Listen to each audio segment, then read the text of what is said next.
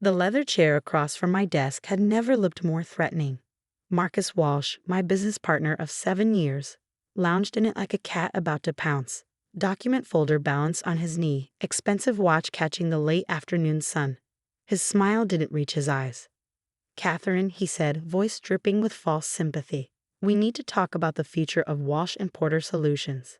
I kept my face neutral, though my stomach tightened. Something in his tone, in the way he'd walked in unannounced at 4:45 p.m. on a Friday, set off every alarm bell I developed in 15 years of corporate survival. "Of course," I replied, closing my laptop. "What's on your mind?" He leaned forward, placing the folder on my desk with theatrical precision. "The board has concerns. Significant ones. About your direction for the company." The board. As if we had some vast corporate structure instead of a 4-person advisory panel that Marcus had handpicked last year. I'd objected then, seeing it for what it was, the first move in a longer game. I should have fought harder. "Interesting," I said, not touching the folder. "Considering our revenue is up 40% since I implemented the new client acquisition strategy." Marcus waved his hand dismissively. "Numbers can be misleading. We're talking about vision, Katherine. The bigger picture." He paused, studying me like a specimen under glass. "The board feels, and I agree, that your approach is too cautious, too traditional." I almost laughed. Cautious. That's what they called building sustainable client relationships and maintaining quality control. Unlike Marcus's approach of chasing quick wins and cutting corners, which had nearly bankrupted us twice before my cautious strategies saved us. "The market's changing," he continued. "We need to be aggressive, take bigger risks. The board has approved a new direction." He tapped the folder. "One that, unfortunately, doesn't include you in a leadership position." There it was, the knife finally showing itself after months of shadow play. "You want to buy me out," I said flatly. His smile widened. "Smart as always, Kate. Though want isn't quite accurate. This isn't a negotiation." I opened the folder. The numbers hit me like a physical blow. They were offering 15% of my shares' actual value, wrapped in legal language about performance concerns and breach of fiduciary duty. Complete fabrication, but expensive lawyers can make fiction sound remarkably legitimate. "This is absurd," I said, my voice steady despite the rage building in my chest. "I built half this company. Our biggest clients are my relationships." "Were your relationships," he corrected smoothly. Check page 3. "The board has already voted to remove you from all client accounts. As of Monday, they'll be working directly with me." I flipped to the page. The signatures were already there, including Thomas Reed's, my mentor from business school, the man who'd helped us secure our first round of funding. The betrayal stung more than I wanted to admit. "And if I refuse?" Marcus's smile turned predatory. "Then on Monday, the board files a formal complaint alleging mismanagement and breach of contract. The evidence is quite compelling. You'd be amazed what a good forensic accountant can construct with access to company records." He leaned back, adjusting his cuffs. "Your reputation would never recover. No one wants to hire an executive with fraud allegations, even unfounded ones." I stared at him, this man I trusted. We'd started the company in my garage, living on coffee and determination, sharing dreams of building something meaningful. Now he sat there, ready to destroy everything we built, everything I'd sacrificed for, and he was enjoying it. "You have 24 hours, he said, standing. "Sign the papers, take the money, walk away quietly, or don't, and watch everything you've built burn down around you. Your choice." He strode out, leaving the folder open on my desk like a wound.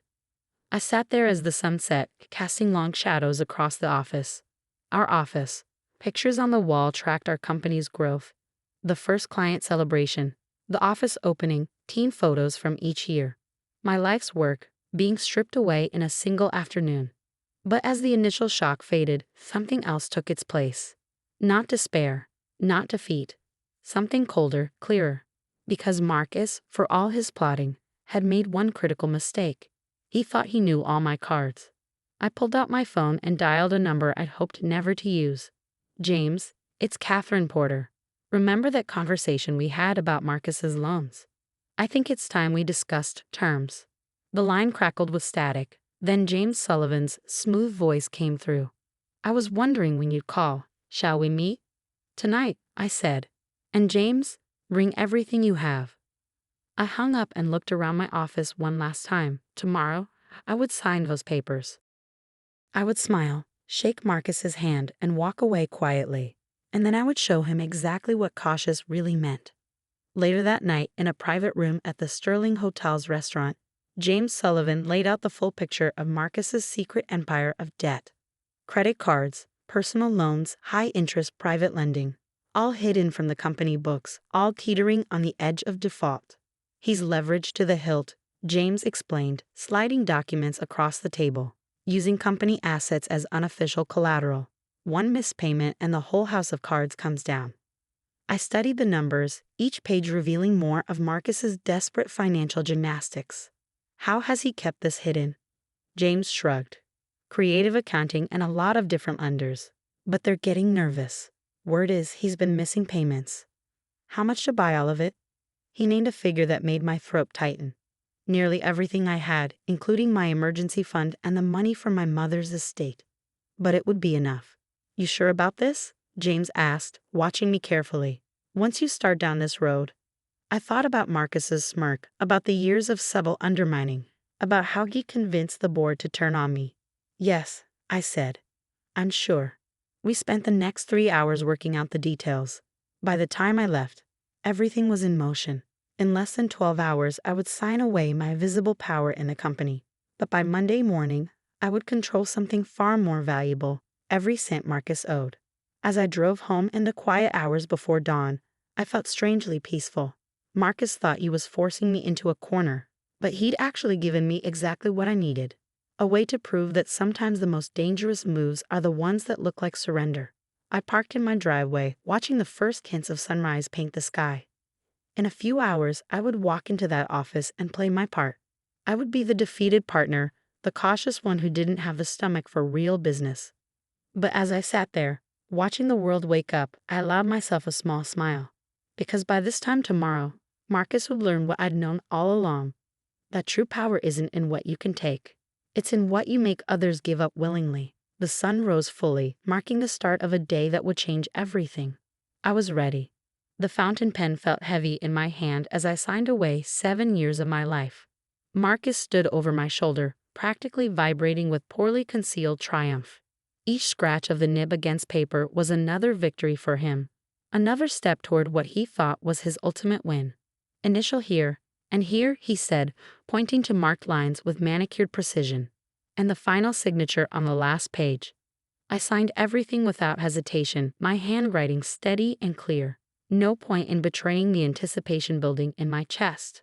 The real show wouldn't start for another 18 hours. Well, Marcus said, gathering the papers with exaggerated care. I appreciate your professionalism about this, Katherine. The severance payment will be processed Monday morning. I stood smoothing my blazer. Of course. Though I do have one question. He paused, already halfway to the door. Oh? Did you ever actually read the terms of your business loans? The fine print, I mean. Something flickered across his face. Confusion, then the first hint of unease. What are you talking about? I smiled, gentle and calm. Nothing important. Just curious. Have a good weekend, Marcus. He left without another word, but the spring in his step was gone. I planted the first seed of doubt, and now all I had to do was wait. I spent that Saturday methodically removing personal items from my office, carefully packing away the visible signs of my time at Walsh Porter Solutions. Every few minutes, my phone buzzed with updates from James's team as they executed our plan with surgical precision. First set of loan transfers complete. One message read. Second batch processing now. All credit lines secured. Documentation updated. Final transfers confirmed. Everything's ready for Monday. By sunset, my office was empty except for company property. I stood in the doorway one last time, remembering the day Marcus and I had first walked into this space.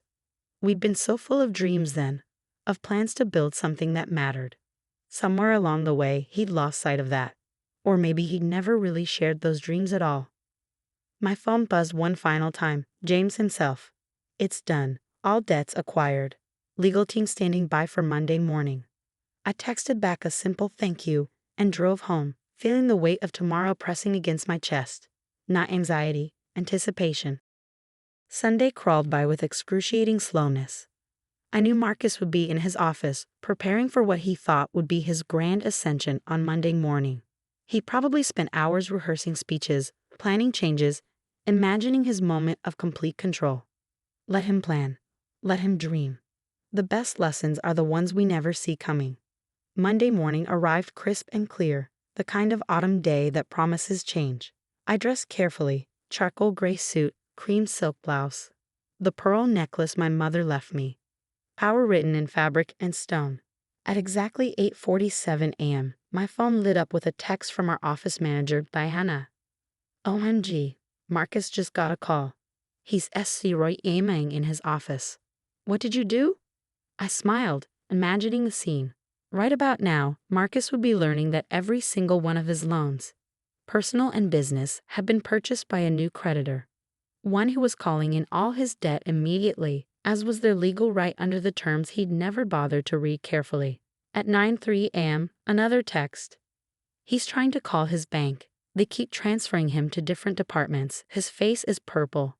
I sat in my home office, sipping coffee, watching the drama unfold through the steady stream of messages from other employees. Marcus attempting to reach his financial advisor. Marcus shouting at his assistant to get his lawyer on the phone. Marcus slowly realizing that every financial lifeline he counted on had disappeared. At 9:45 a.m., James called. He just figured out it was you, he said, amusement clear in his voice. Demanded to know how you could possibly have the resources to buy his debt. I explained that when someone has been quietly building a separate investment portfolio for years, they can do surprising things. I leaned back in my chair. How did he take that? Not well. Especially when I explained the terms of repayment. Another text from Diana. Board members arriving for emergency meeting. Marcus looks like he's about to explode. Perfect timing. At 10:30 a.m., my phone rang. Marcus's name flashed on the screen. I let it go to voicemail. He called again, and again. Each time, I watched it ring out. Finally, a text. We need to talk. Now. I waited exactly 17 minutes before responding. I'm available for lunch. Sterling Hotel, noon. Private dining room. His reply was immediate. I'll be there. I spent the next hour reviewing the documents James had prepared, making sure every detail was perfect. This meeting wasn't about revenge. It was about reconstruction. At precisely noon, I walked into the Sterling's private dining room. Marcus was already there, sitting rigid in his chair, face tight with barely controlled rage. How? He demanded before I could even sit down. How did you do this? I took my time settling into my seat, smoothing my napkin across my lap. The same way I built our client relationships, Marcus. Carefully, methodically, cautiously. He leaned forward, hands clenched on the table. This is insane. You can't just buy someone's debt and demand immediate repayment. I'll fight this. Actually, I can. It's all in the terms you signed. Page 47, paragraph 3 of your largest loan agreement. In the event of ownership transfer, the new creditor maintains the right to modify payment terms or demand immediate satisfaction of the debt. You really should read the fine print. I'll go bankrupt, he said, voice cracking slightly. Yes, I agree calmly. Unless we can reach an agreement. He stared at me, realization dawning. What do you want? I pulled out a folder, similar to the one he presented me with just days ago, and slid it across the table. Everything, I said simply. Your shares in the company, your board seats, complete control. You can't be serious. I am, and before you decide to fight this, remember, I now control every cent you owe. If you don't sign, I'll call in all the debt. Every loan, every credit line. By this time tomorrow, you'll be in bankruptcy court watching your entire life implode. His face went through a fascinating series of emotions: rage, disbelief, fear, and finally, defeat. My father built this company, he whispered. No, I corrected gently. Your father started it. We built it. And then you tried to steal it. I tapped the folder. Now you have a choice. Sign everything over to me and I'll restructure your debt. Give you reasonable terms, a path to pay it off. Or don't sign and learn what bankruptcy really feels like. For a long moment, the only sound was the gentle clink of distant silverware and the pounding of my own heart. Then slowly, Marcus reached for the folder. I watched him sign every page, each signature more defeated than the last. When he finished, he looked up at me with something close to admiration mixed with his hatred. "I underestimated you," he said quietly. "Yes," I agreed. "You did." He stood straightening his jacket with shaking hands. "What happens now?" "Now, you go back to the office and announce your immediate resignation. You tell everyone it's for personal reasons. You thank them for their time and you walk away. By the end of the day, your office will be empty. And if I don't," I smiled, "then everyone learns exactly why you're leaving. Every detail of your hidden debt. Every risky decision you tried to cover up. Every lie you told the board. Which version would you prefer?" He walked out without another word, leaving the signed documents on the table between us. I sat there for a long time after he left, letting the magnitude of what I just accomplished sink in. In less than 72 hours, I'd gone from nearly losing everything to gaining complete control. My phone buzzed. "Diana again.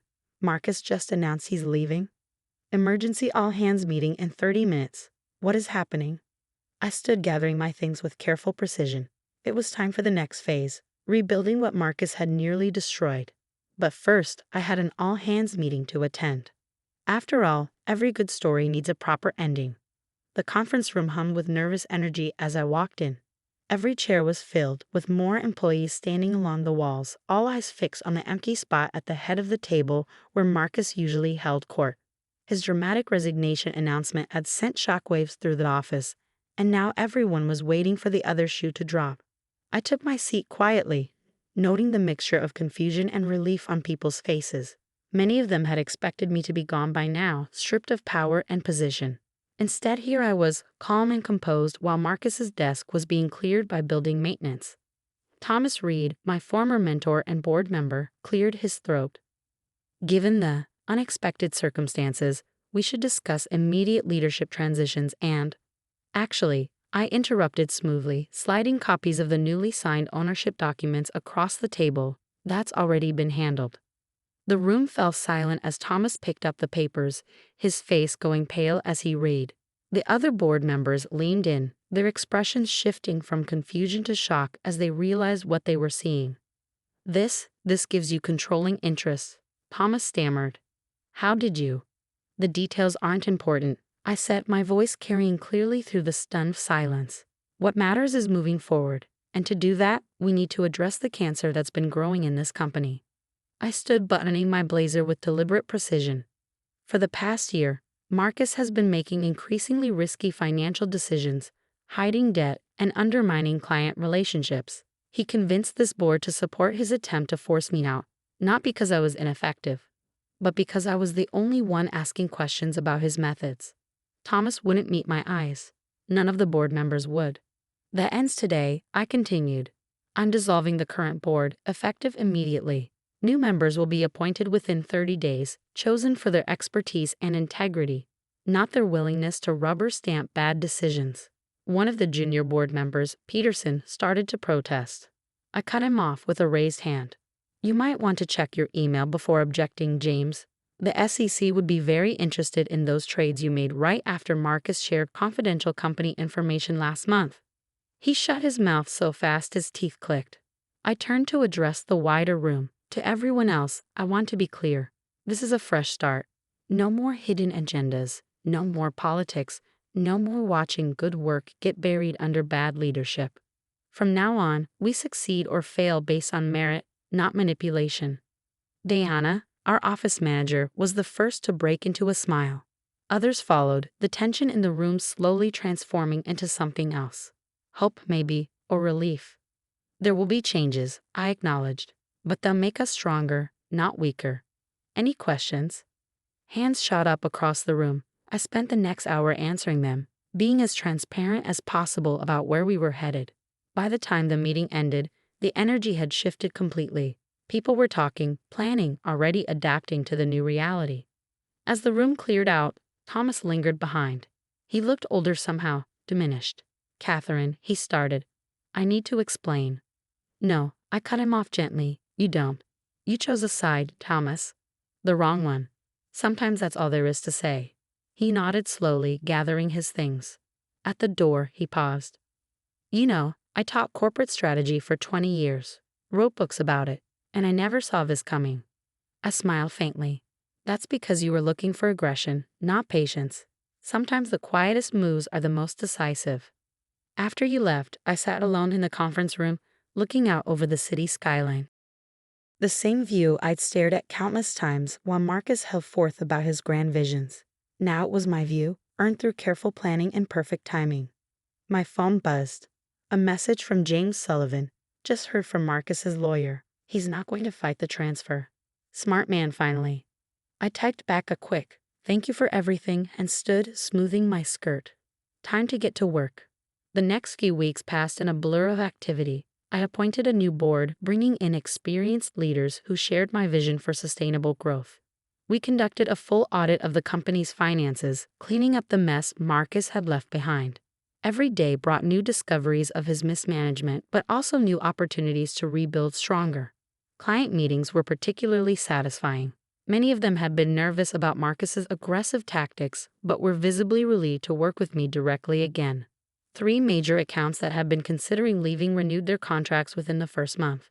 One afternoon, about 6 weeks after the takeover, I received an unexpected visitor. Sandra Walsh, Marcus's mother and the widow of our company's founder, appeared in my office doorway.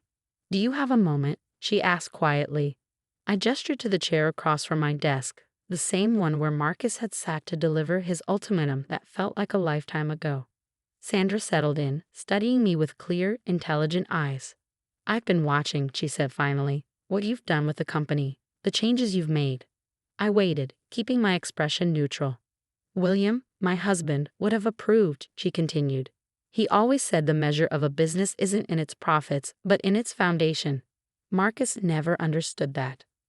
"I'm sorry," I said, meaning it, about how things ended with him. She waved away my apology. "Don't be. My son made his choices. But I'm not here about him. I'm here about the future." She reached into her bag and pulled out a folder. So many important moments in my life lately had involved folders, and placed it on my desk. "William left something in trust," she explained. "A separate set of patents from his early work. They weren't part of the company assets because he wasn't sure they'd ever be viable. But with the new technologies available now." I opened the folder and began reading. With each page, my excitement grew. The applications for these patents in today's market were staggering. "Why are you showing me this?" I asked finally. Sandra smiled, her first real smile of the meeting. "Because you understand what William understood. That business isn't about quick wins or power plays. It's about building something that lasts." She stood, straightening her jacket. "The patents are yours if you want them. Use them well." After she left, I sat back in my chair, the folder open before me. Through my office windows, I could see our team working, talking, collaborating with new energy. The shadow of Marcus's leadership was finally fading, replaced by something brighter, more sustainable. My phone buzzed with a news alert. Marcus had taken a position with a small firm in Arizona, far from the circles of power he'd once dominated. I found I didn't care. He was part of the past, and I was focused on the future. That evening, as I walked through the office before heading home, I passed the wall of company photos. Marcus's face still appeared in many of them, a reminder of where we'd started. But instead of removing them, I'd ordered a new installation, a timeline of our company's evolution, including the recent changes. Because every story needs its turning points, its moments of truth. Deanna caught me studying the display. "Should we take down the old photos?" she asked hesitantly. I shook my head. "No, they're part of our history. But more importantly, they're a reminder." "Of what?" "That sometimes the strongest response to a threat isn't fighting back immediately. It's waiting, watching, and choosing the perfect moment to show your true power." She nodded thoughtfully. "You know, everyone thought you were just going to accept it. When Marcus tried to push you out, they said you were too—" what was the word they used? "Cautious?" I suggested with a small smile. "Yeah, that's it." She grinned. "Guess they learned." Indeed they had. And so had I. 6 months after Marcus's departure, Walsh Porter Solutions was transformed. Our client base had grown by 30%, employee satisfaction scores were at an all-time high, and the new patents we developed from William Walsh's trust were revolutionizing our industry. I sat in my office, my rightfully earned office, reviewing quarterly reports when an email arrived from an unfamiliar address. The subject line read simply, "You were right." It was from Marcus. "I underestimated you," he wrote. "Not just your strategy, but your vision. The company is stronger now than it ever was under my leadership. I won't ask for forgiveness, but I wanted you to know, you proved me wrong about everything, including what real power looks like."